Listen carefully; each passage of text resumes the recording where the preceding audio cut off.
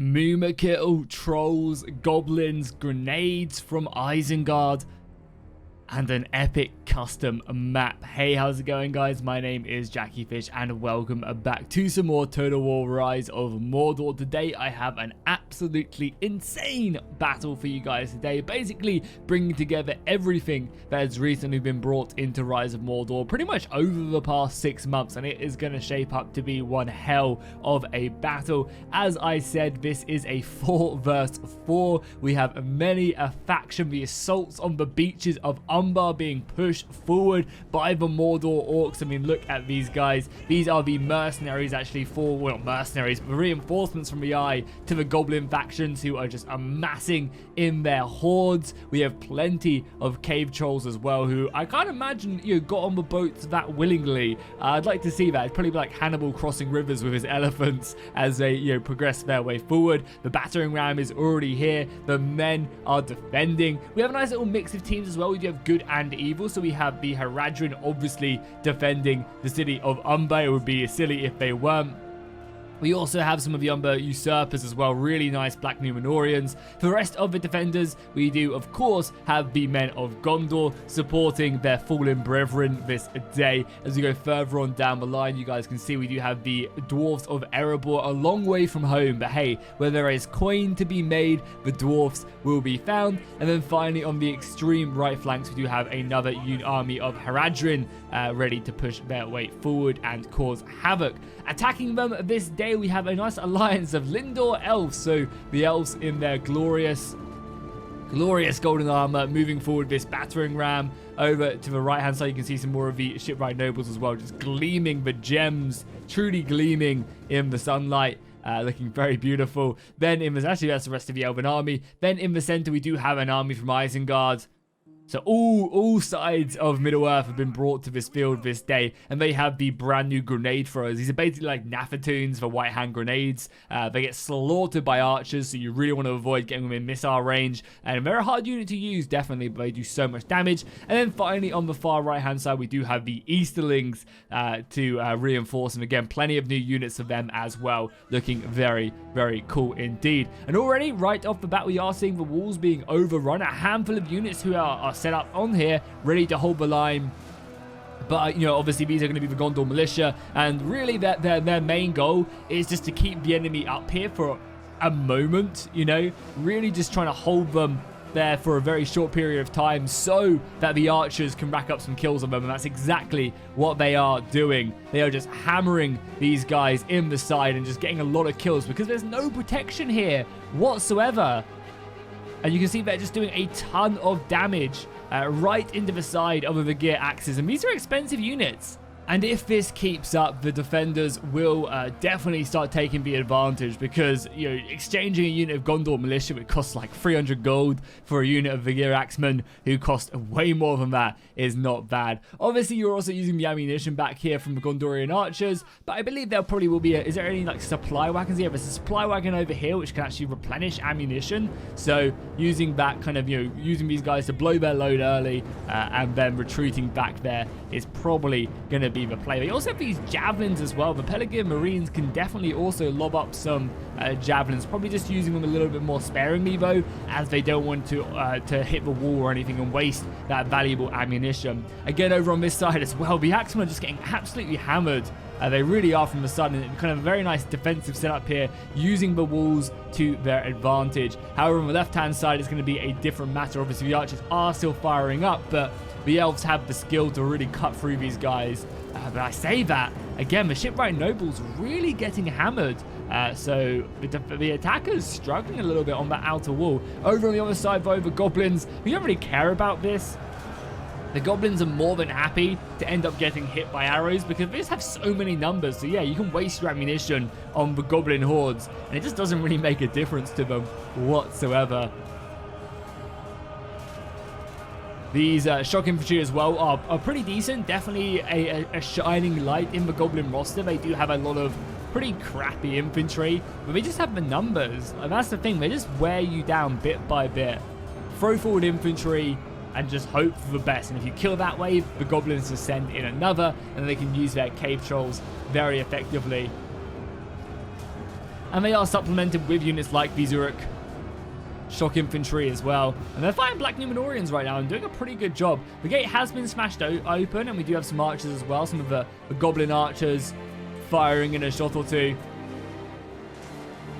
Again, the Goblin archers aren't particularly anything amazing, but just kind of used up here to try and soften these guys up. Oh, we also do have a unit of 2 Mordorns here, which is probably one of the main focuses and reason why this gate isn't being overrun by Goblins right now. It's a shame they don't actually have like any equipment to make a breach or two, because that'd be really, really nice if they could make a breach. We also have some Haradrim archers covering the beach as if it was Troy.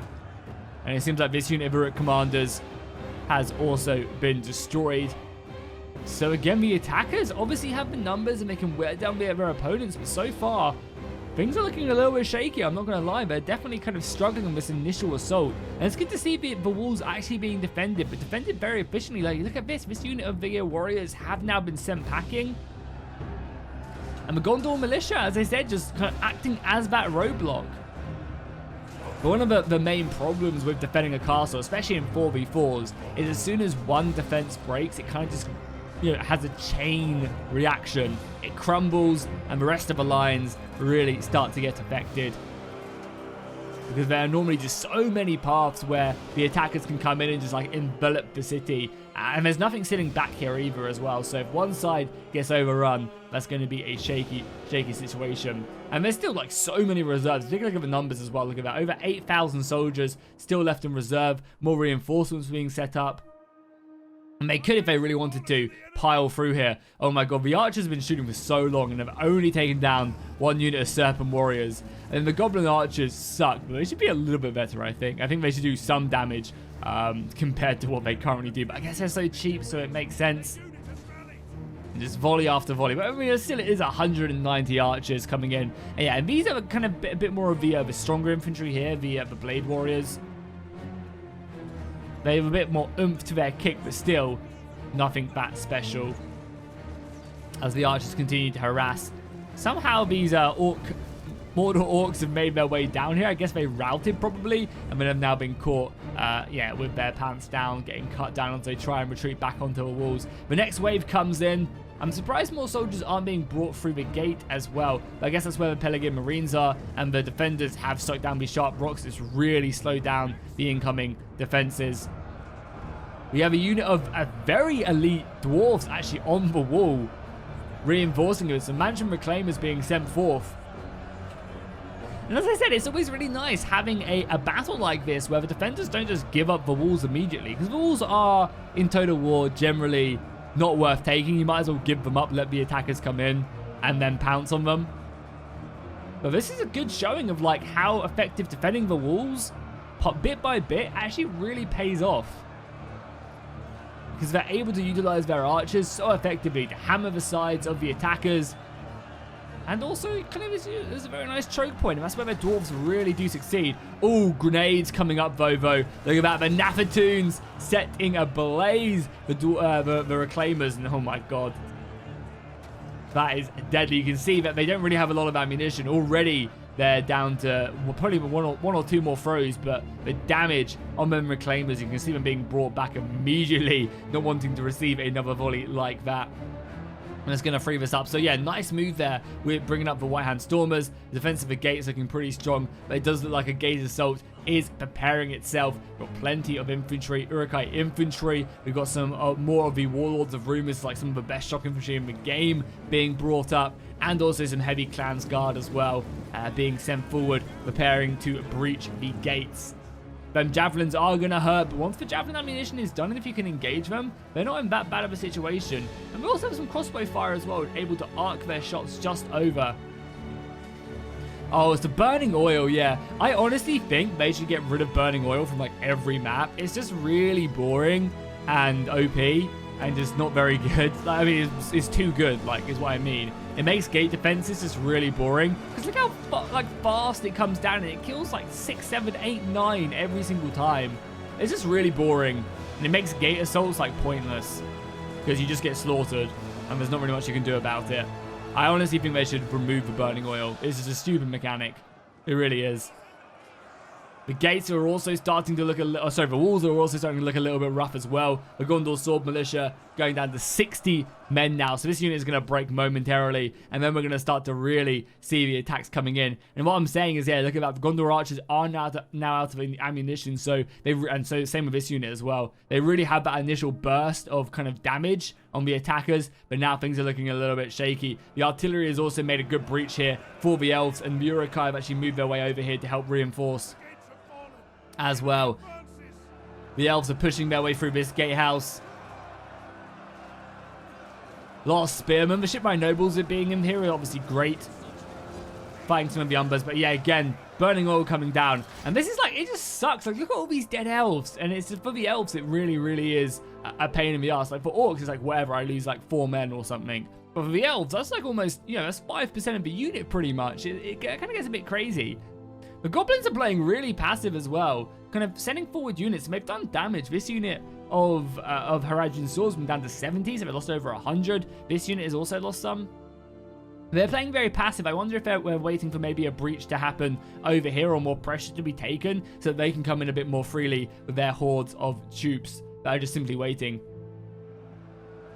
The gate fights are now fully under command. We have the clans, the guards, the heavy spearmen of the Easterlings engaged with Uruk-hai infantry acting as a forward force. We have some of the dwarves of Erebor there. And what remains of the tomb reclaimers, the mansion reclaimers back there after that, a brutal volley. The Pelargir Marines are a sturdy force, so even though they are javelin infantry, they definitely do great. And the javelins aren't the only great thing about them. We've got another unit here as well, firing in, doing a bit of friendly fire there as well. But hey, it's only Gondor militia that are being taken down. I just saw a headshot come in there as one of the Gondor militia gets an unfortunate friendly fire in the head. But still, you know, very, very good shot right here. But also, like, the Clan's Guard are a good unit to tank this. They have high missile defense. But oh my god, these guys are shredding them. Look at the damage coming in right now. Actually incredible. But is that it? Is the ammunition done now? I mean, 66 kills is not bad. Especially on the best, like the best unit, spear unit that the Clan's Guard have to offer. And now the infantry come charging in, looking to try and supplement that kill advantage. So this gate not going down anytime soon. More reinforcements being sent in as well. Definitely a great opportunity for the attackers to come in. More soldiers being brought in. The Gondor archers who have ammunition are being sent forward as well to help out. I'm surprised something's being sent over here to use. I guess it has to be a friendly unit, so it has to be like the Haradrim using the supply barrel. But I definitely like the use of supply barrels. I think it's a good way of buffing the defenders. Maybe it'd be a good idea to have like a big one back here that could be used like a ton of times, and you have to send your archers all the way back to get ammunition. I always like that idea. Right now as well, we are having the Elven archers just decimating the Serpent archers of the Haradrim over on this side. I mean, it's basically a clear shot through the gap.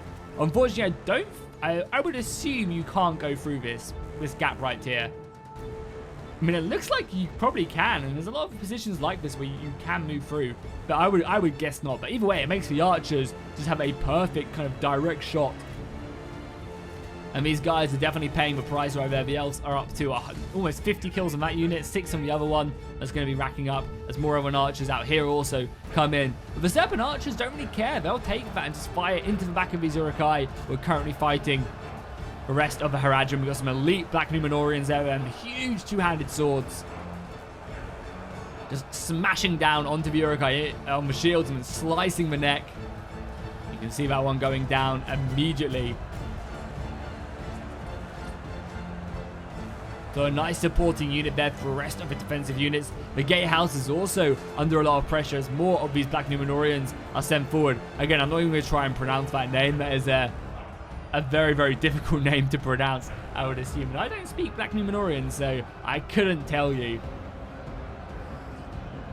But again, they've managed to push him back to the gatehouse and again, oh, it just makes me sad. Like, that's so silly.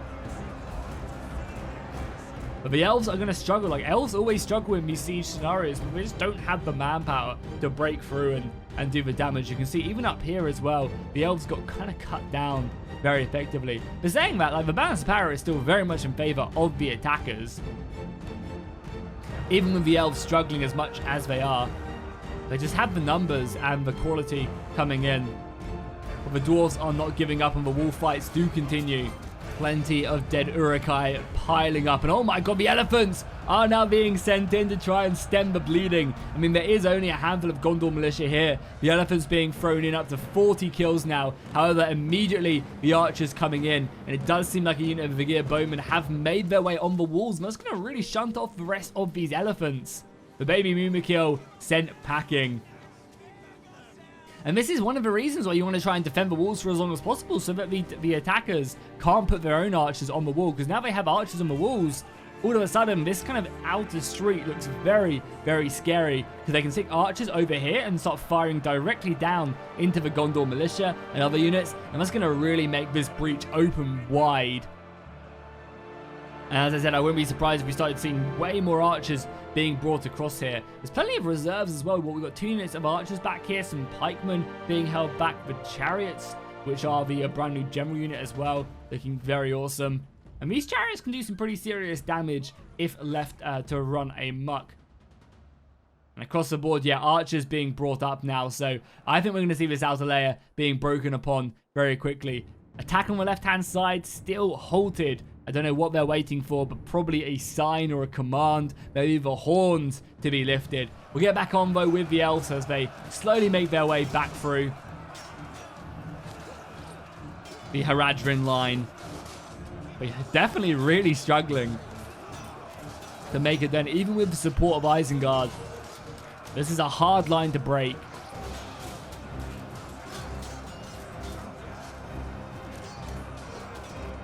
And again, what they really need to have happen is they need to get their archers like on this wall so they can fire down. That would really clear things up. But the defenders were able to kind of keep them at bay and prevent them from doing that. And there you go, boom, a supply barrel being used. These serpent archers now have some more ammunition. I mean, realistically, what would be an amazing play right now is to take these serpent archers, bring them over here, get them on this wall, and just start firing into the backs. Even just shooting the cavalry would be good.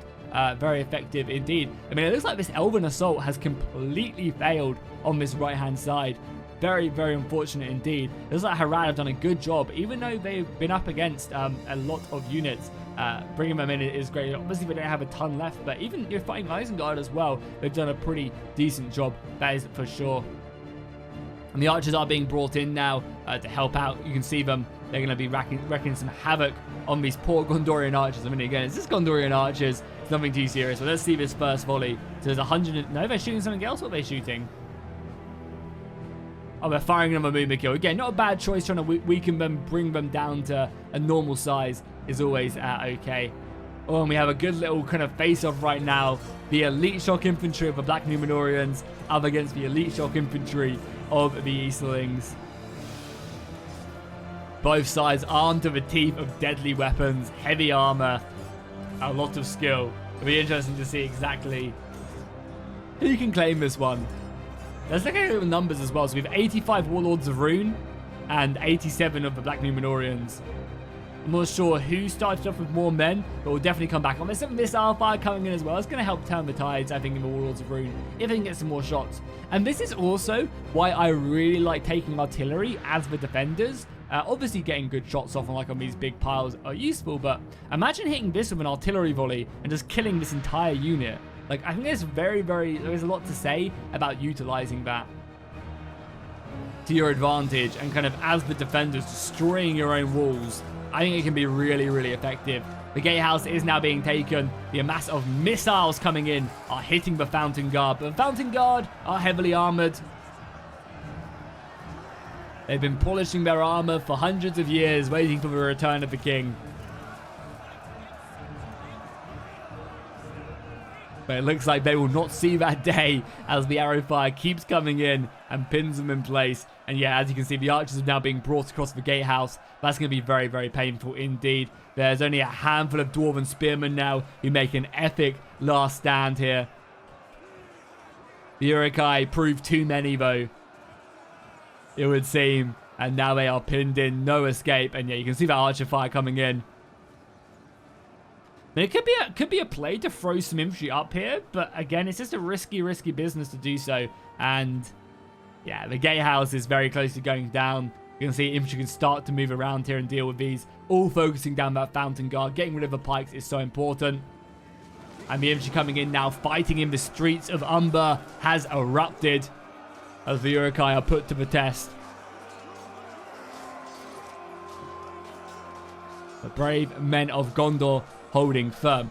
Oh, I also as well take this moment as well to let you guys know you should definitely check out the Rise of Mordor Discord channel if you haven't already, and also their YouTube channel. I'll link their Discord down below in the description. It's great for finding people to play. There's pretty much always games going on there. So if you are looking to play with people with Rise of Mordor, whether you're new or you've been playing for ages, definitely the place to be. Seriously, there's like always people playing, so you're gonna be able to find a game pretty regularly, which is awesome. And you can obviously also maybe find yourself in a replay if you do that as well. I always take as many Rise of Mordor replays as I can get my hands on.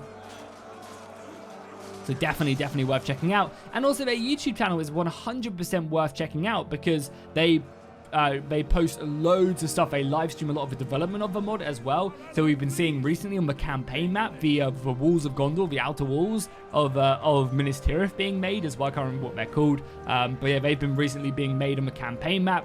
And they obviously have the amazing new tile system as well, where wherever you fight on the campaign map, it generates that map. So if you fight in Mordor, you're going to have like ashy volcanic rock everywhere on the campaign map or on the battle map.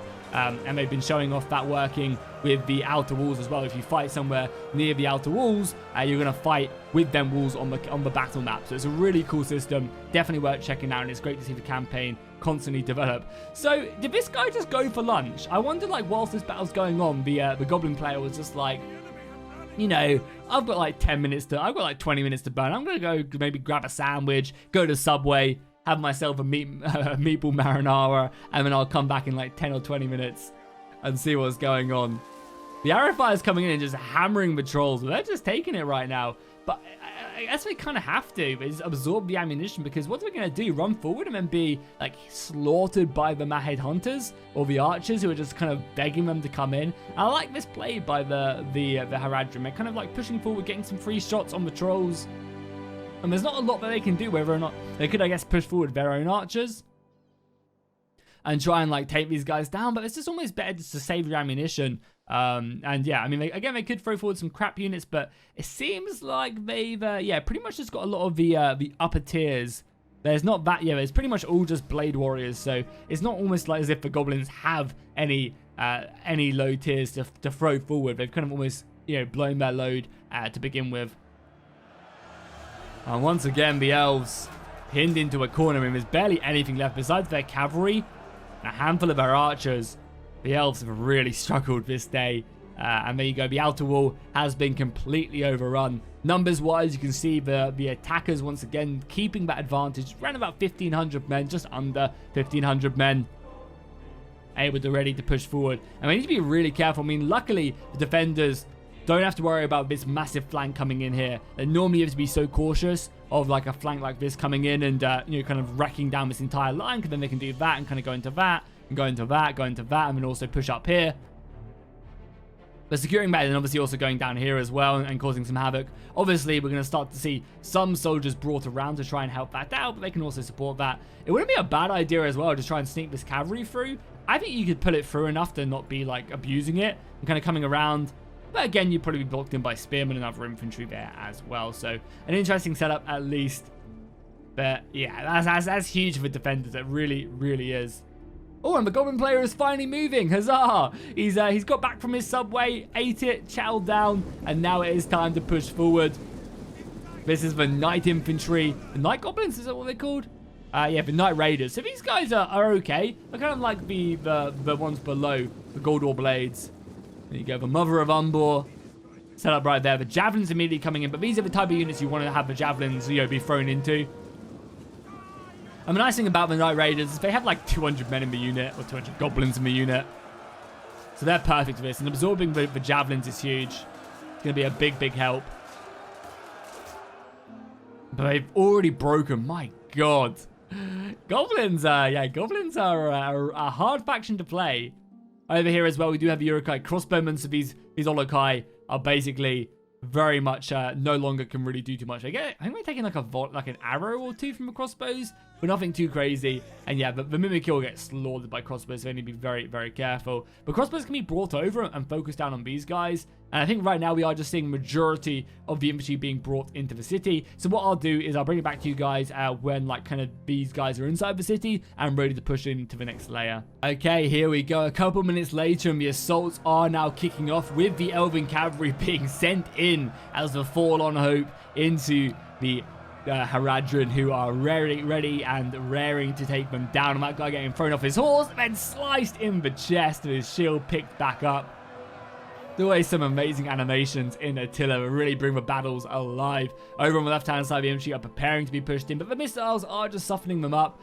Crossbow volleys are definitely going to be able to pierce the armor and the heavier shield defense that these Gondorians and dwarfs do have. The assault on the left-hand side, still just being very patient, not being moved in, obviously avoiding these javelins. Oh, I'm interested to see how quickly that these trolls go down then. There's only 9 of them left without missile fire. The trolls are going in. Elephant trunks abroad. So we're on 9 right now, so they have taken a bit more damage. I want to see how well the javelins do against them, because trolls are pretty hard to kill, especially once they're in as well. I mean, sending forward a unit like this as well is not a bad idea, because they like the trolls will die to the javelins, I would assume. Yeah, they're getting slaughtered by the javelins. Okay, bad idea, bad idea.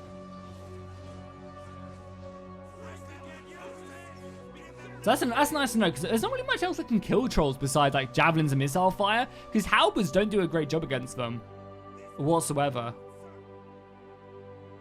Yeah, and these guys, it's definitely worth it there. So again, it might be a good idea to send forward. I mean, the Goblin player is just being really passive right now. I can understand why, like he doesn't want to overextend here, but I think he just needs to bust his way through this gate. He has the soldiers to do it, and there's like no ammunition left anymore. Yeah, these trolls are literally here to absorb the javelin fire, I think, so that the other unit can get stuck in. Because once that javelin's dealt with, there's nothing here to really kill the other troll unit. And I think that's what the Goblin player is banking on. But he just needs to use his numbers. Because I think, yeah, more men have been brought over to try and defend this. And now's the time. There's like a handful of infantry here that is not going to be that scary. More javelins being thrown in now as well to finish off these trolls. I think they're literally just a sacrificial Lambo. Like, they'll sacrifice one, so these guys can't then kill the second. But I mean, they still have some ammunition, so I'll just save it. Yeah, the infantry really need to be committed, I think. The Goblin player playing way too passive. Over on the other side as well, we do have some more heavier infantry being sent in. The White Hand Stormers for Isengard. A very, very strong unit indeed. Able to get their money's worth 24/7.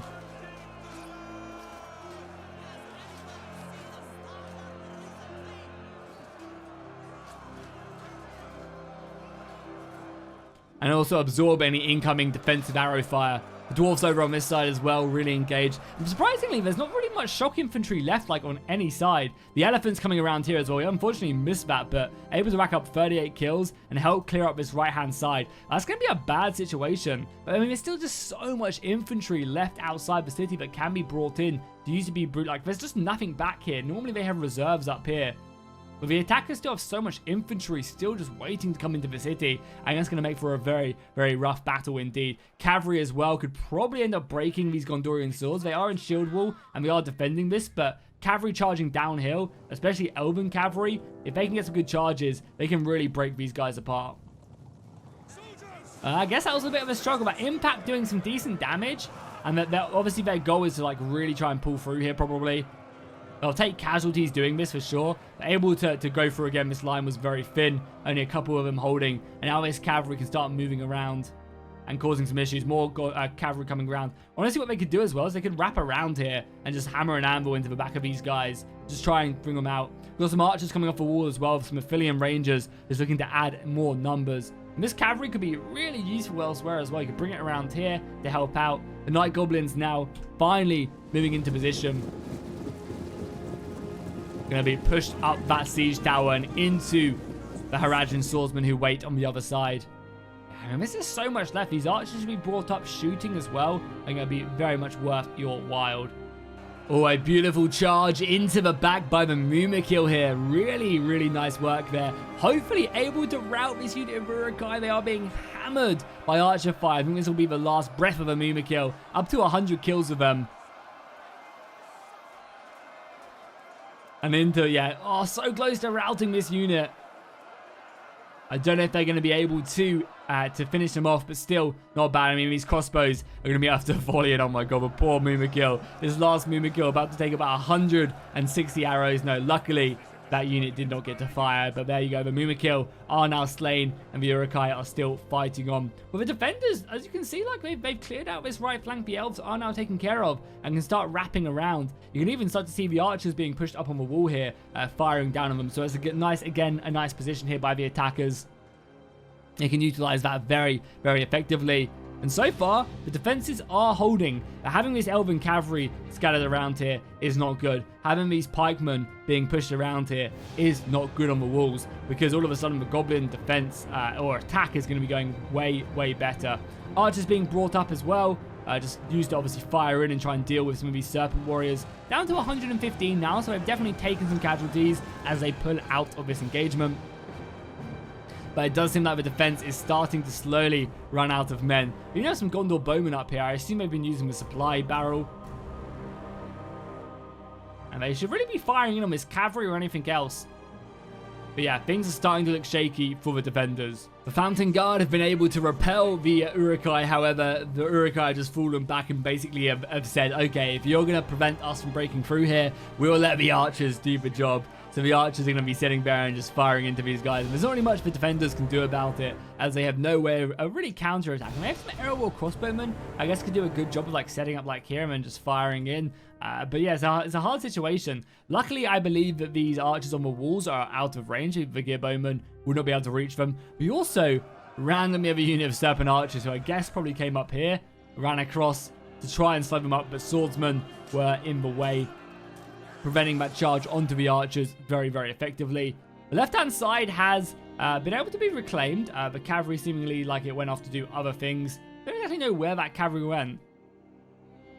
Yeah, actually no idea where the cavalry went. The Night Raiders up here now are doing a great job. Like, the Goblins, I think, waited too long. But now that they have waited this long, the defenders are having to, like, fall back. And so I guess it kind of worked out in the end. I also think putting a lot of pressure on early could have also been great. Just really kind of overrun the defenders with everything they've got. And we are now starting to see the Blade Guard, is that what they're called? Blade Warriors committed. Facing up, obviously, up against Black Númenóreans. Their numbers able to tire out the enemy. And the Trolls are just sitting, yeah, the Trolls are now even being committed now that there's no Javelins left. The other Troll unit walked to it. This unit could run. And there's just nothing here to kill the Trolls. They're going to rack up a decent amount of kills. They kill slowly. Like, Trolls are like tanks. They take a lot of damage. And unless you have, like, an armor-piercing missile shell, they're going to just sit there and constantly do damage to you. And there's not really much you can do. You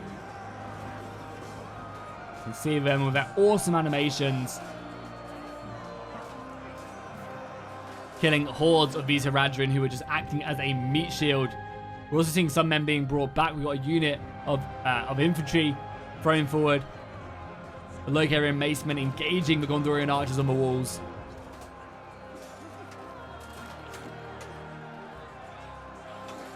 Very, very nice stuff. If you take a look at the overall battlefield as well, you can see that even though this right-hand side is fairly secure, it's not going to be secure for too much longer. The breaches are starting to come in. We also have a little bit of a fight over here somehow. Yeah, the Halberds is finishing these guys off. They're not going to be around for much longer. And yeah, these defensive lines are going to break. So I think we might see a full-on retreat momentarily. The crossbows are going to rip through these Fountain Guard. The infantry being like backed off right now. Look at that. The Erebor's, the Iron Guard of Erebor being brought back an inch or two, just out of combat. Archers overrunning. The Goblins are having their way.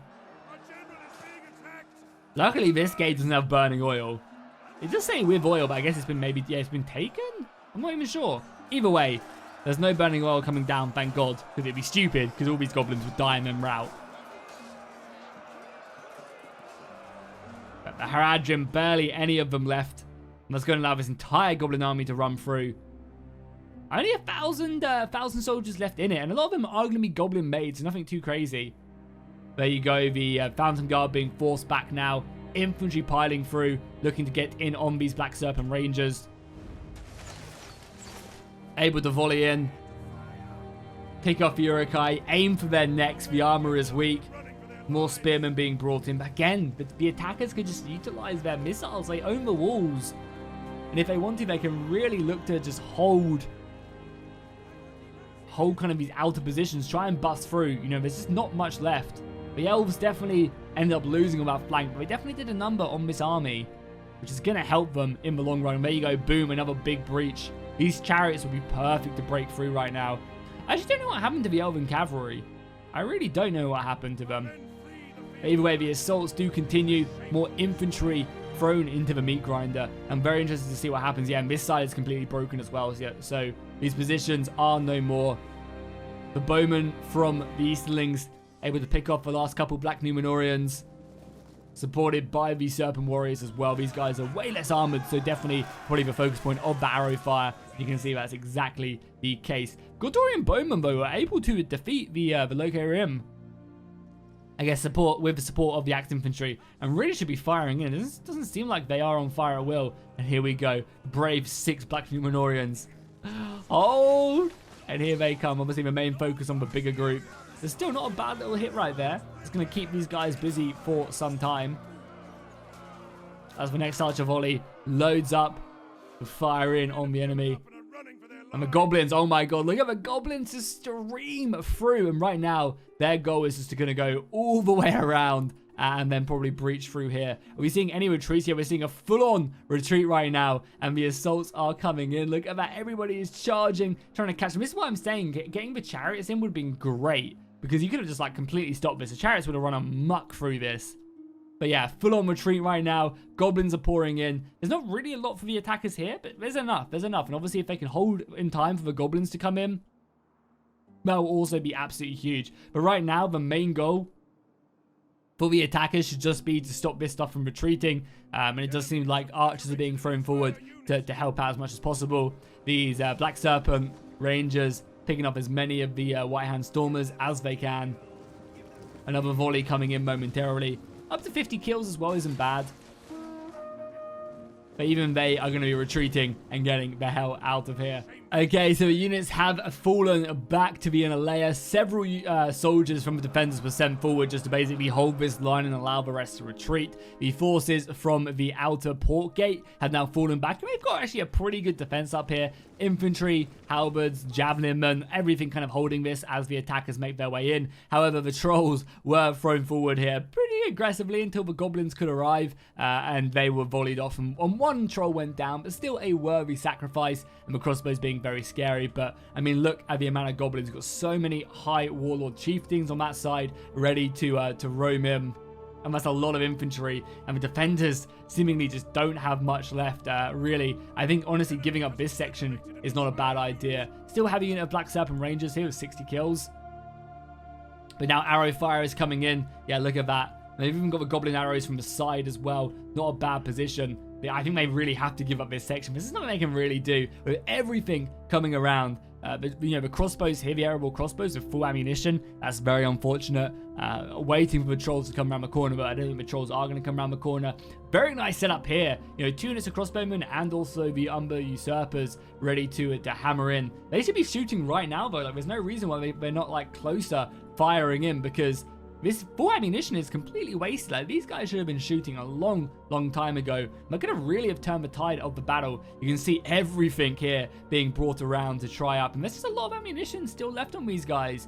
The arrows are like your biggest bonus. And, you know, even expending it can always be a little bit risky, but still, you want to just get your money's worth, because right now these crossbows have basically done absolutely nothing. And here they come, the goblins swarming through the Roman aqueducts, ready to pour in and probably end this battle with the trolls. Trolls should be very careful. Still, they can go down extremely quickly, so they still need to be a little bit more passive and holding at bay. But yeah, look at that. Like, you know, these crossbows did decently, but now all of a sudden, you know, there's something they can really shoot at. They can kind of fire over sometimes if they get a good arc, but not all of them.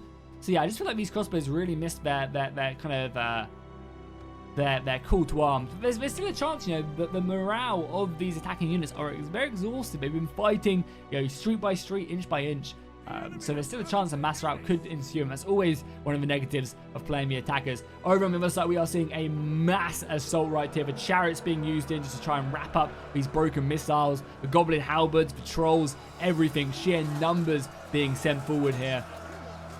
And if they can utilize this, it'll be very, very effective. Ideally, they want to maybe try and get the trolls like round here and into the side. There's obviously javelins left still. The trolls are coming. The infantry are coming. And it's really up to the goblin player to utilize his movement here. He does not want to kind of clump up because that's just perfect for the missiles. The Mehir hunters now being brought up, seeing the trolls peeking over the hill is where their task is to hunt the trolls. They are the troll hunters. And it's up to them to get these volleys in if they can, and it's up to these chariots to run down and try and do some damage. However, the general for the Eastlings is looking a little bit rough. I'm very interested to see if these trolls will end up going down. You can see the volleys. However, the hunters getting a little bit too close, taking down 1-2 trolls, but is it enough as more and more infantry come flying in? Yeah, the trolls are running in. This kind of position is completely opening up. Over on the right hand side, we are seeing more and more soldiers being sent in.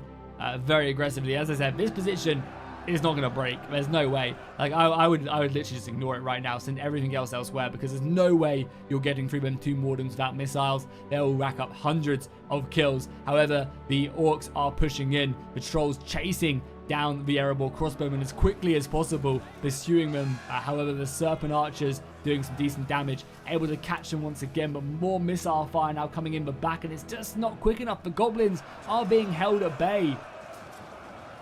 Against the Black Numenorians, there's so much elite shock infantry. However, the pikes will be able to do a little bit more against them. The Mehir hunters moving in against the trolls now. That's going to see the trolls completely taken care of. I've definitely found in my time playing that the trolls definitely don't do as well as say the Olokai. Obviously the Olokai are heavily armored, have better weapons, but the Olokai definitely have the tankiness to kind of rack up the kills, whereas I feel like the trolls, cave trolls, do die very quickly, which is such a shame because the goblins need that. They need that kind of unit to come in. So maybe giving the like an armored cave troll or something to them could be a really good idea, just to give the goblins that little bit more oomph, because they're not really a very good faction, and they rely on the Mordor Uruks and everything else to kind of really bump them up as best as they can. The rest of the units coming in.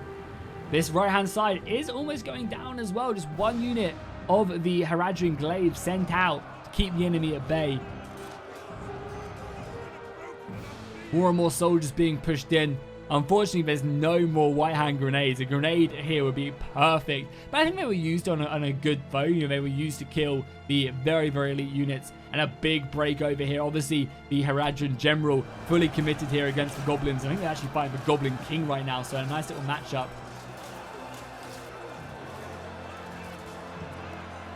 But realistically, if you're the goblins, you just want to send 1 unit here. Like, you're never going to beat this unit.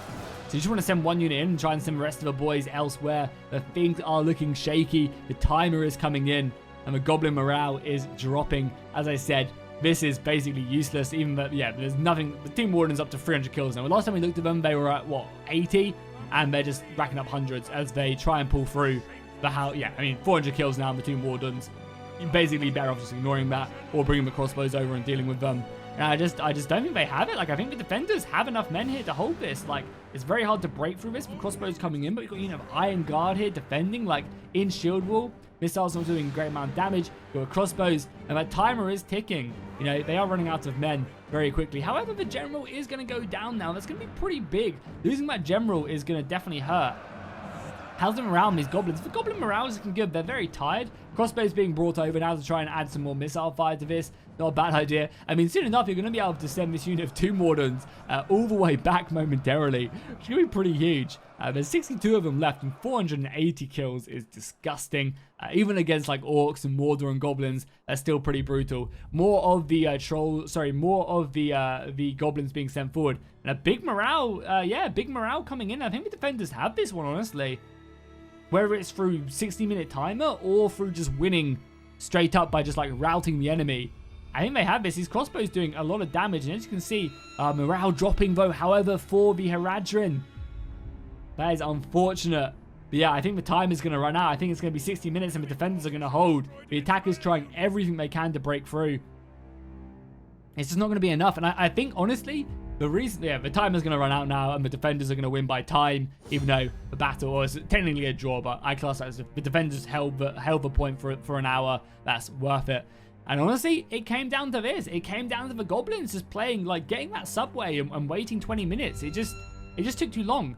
I understand they wanted more soldiers to be brought away, but they needed to be more aggressive here and just try and break through.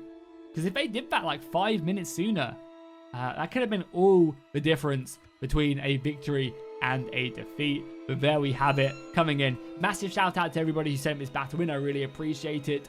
You know, battles like this are always pretty epic when we got a 4, the goddamn 4. And we take a look at some of the kills here. Look at that, 500 kills on the Tomb Wardens in the end. It's pretty disgusting. Black Numenorians, 300 kills, 300 kills, 300 kills. Again, up against the Goblins, and nothing too special towards the end, but still decent. How did the Trolls do in the end? 50 kills, and then this one got shot. It's a shame we didn't have a Mordor to show up Yolokai, because Yolokai would have done absolute work.